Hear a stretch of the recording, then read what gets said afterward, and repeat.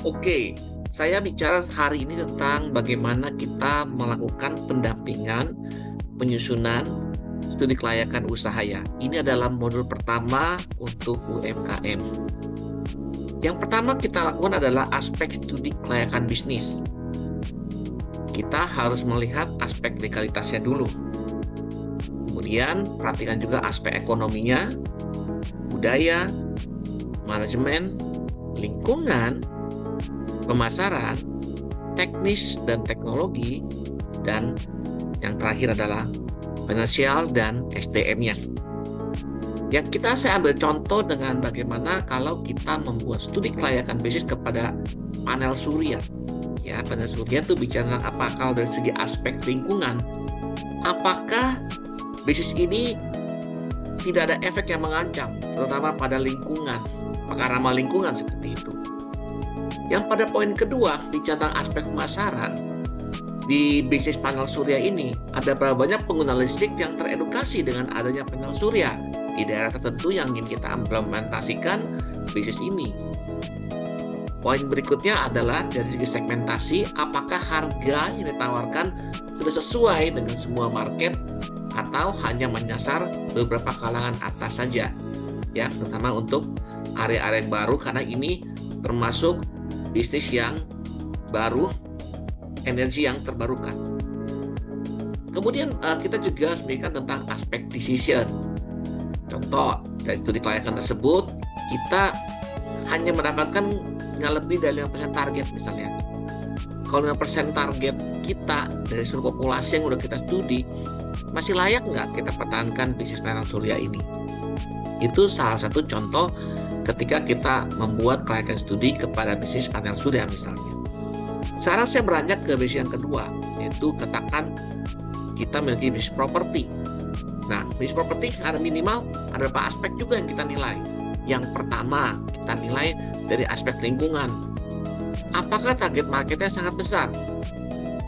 Kemudian, kita masuk di harga range berapa? Katakan mulai dari ratusan juta atau 1 miliar. Dan yang penting untuk properti adalah 3 hal ya, lokasi, lokasi, dan lokasi. Itu dari aspek lingkungan. Dari aspek pemasarannya, kita cek tanah tersebut udah legal belum? Apakah masih ada tanah sengketa atau tidak? Ya, ini juga penting banget. Dan terakhir, dari segi finansial, dari mana nih dasarnya modalnya awalnya? Apakah sendiri, ya rame-rame, venture capital, perbankan, dan lain sebagainya. Itu adalah kalau kita ingin menilai studi kelayakan bisnis properti. Sekarang kita masuk sedikit aja ke yang lebih sederhana tentang fast moving consumer good, yaitu kita mencoba melakukan studi kelayakan kepada makanan stroberi misalnya. Dari aspek finansial, apakah pendapatan kita bisa menutupi seluruh biaya kos ya, dari misalnya kalau Anda punya hulu ke hilir dari petik, petani sampai kita pemasarannya sampai di tangan pelanggan.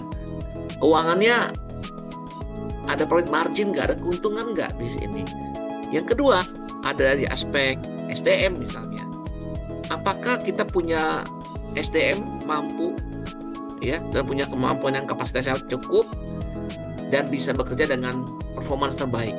Itu kita harus pertimbangkan. Atau kalau memang sekarang sumbernya belum ada, kita harus memikirkan untuk mendapatkan hijack orang terbaik dulu untuk menjalankan bisnis kita seperti itu. Dari aspek pemasaran misalnya, channel mana yang diprioritaskan dan bagaimana caranya? Sekarang banyak sekali channel ya, apalagi dengan kemarakan sosial media. Banyak channel yang Anda bisa lakukan dulu. Mau di aspek pemasaran di channel mana nih yang paling banyak berkumpul orang-orang penikmat stroberi. Nah, saya juga sedikit aspek menyeluruh ya, secara menyeluruh. Kita ambil dari tadi yang gampang aspek stroberi. Key partners kita lihat ya, key partners kita adalah petani stroberi, orang perantara ya, yang bisa jadikan kita agen-agen ya, pengepul yang ngumpulin barang dari petani. Atau kita adalah pemilik toko, kita mau kirim nanti ke pemilik toko oleh-oleh di kota kita misalnya ya. Jadi kita ada punya key partnersnya nih. Kemudian kita ada key activitiesnya. Kalau kita bicara sama petani, berarti kita harus membeli hasil panennya. Apakah langsung semua atau bagaimana? Dan kita juga harus tahu timingnya yang tepat bagaimana mengolah stroberi segar menjadi produk olahan. Tentu saja kita juga dibantu oleh key resources ya, atau sumber daya. Apakah tersedia lahan tani stroberi yang mencapai kapasitas yang kita inginkan? Ya, kemudian ada alat pengolahannya, selain makanannya, packagingnya seperti apa. Terus yang perlu kita dalami adalah value proposition-nya kita. Apa kita punya janji apa kepada masyarakat? Stroberi kita 24 ini adalah bahan dasarnya itu segar, ya.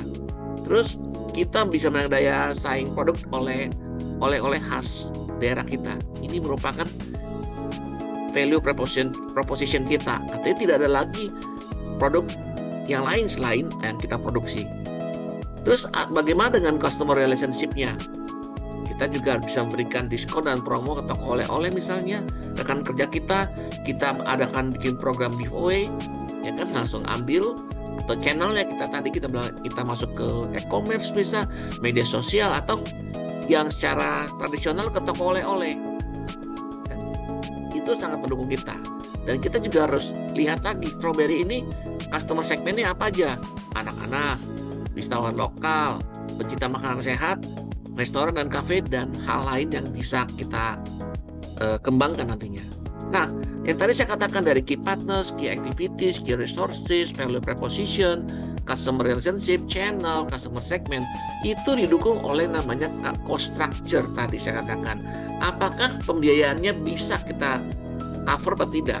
Contoh, yang pertama, cost structure yang pertama adalah bahan baku dan buah stroberi segarnya dari petani. Kemudian, kita juga harus mempertimbangkan gaji pegawai tadi, SDM-nya. Ya, pertimbangan juga proses pengolahan produknya. Bagaimana higienisasitasnya di sana. Kemudian kita pikirkan juga biaya marketingnya, ya kan, karena sosmed itu butuh biaya. Dan tadi yang kelima adalah biaya packagingnya. Dan dari situ semua baru kita dapatkan revenue stream, yaitu pendapatan dari mana? Pendapatan kita dapat dari penjualan produk. Bisa jadi berupa selai, dodol, ya kan, sirupnya, stroberi, dan bisa juga kita adakan wisata. Kita undang orang untuk ke tempat kita supaya kita mendapatkan passive income dari orang-orang yang datang berkunjung dan mendapatkan pengalaman memetik stroberi misalnya, dan itu menjadi suatu nilai tambah juga buat pemasukan kita. Oke? Dan untuk terakhir kali, ketika Anda bikin studi kelayakan, Anda harus mengetahui adalah memberikan centang atau tanda oke kepada elemen profil perusahaan. Yang saya akan urutkan dari pertama. Pertama, apakah perusahaan memiliki business plan, marketing plan, dan branding? Ini adalah aspek pertama yang perlu kita pikirkan. Yang kedua, Anda kalau sebagai pendamping atau Anda sebagai pemilik usaha yang ingin mengembangkan usahanya, periksa apakah Anda sudah punya company profile belum, yang menjelaskan latar belakang usaha Anda, dan yang paling penting ini adalah izinnya. Terus, apakah Anda ke depannya punya strategi peningkatan produktivitas? Untuk itu Anda butuh pendamping ya, UMKM, agar bisa meningkatkan produktivitas Anda dari waktu ke waktu.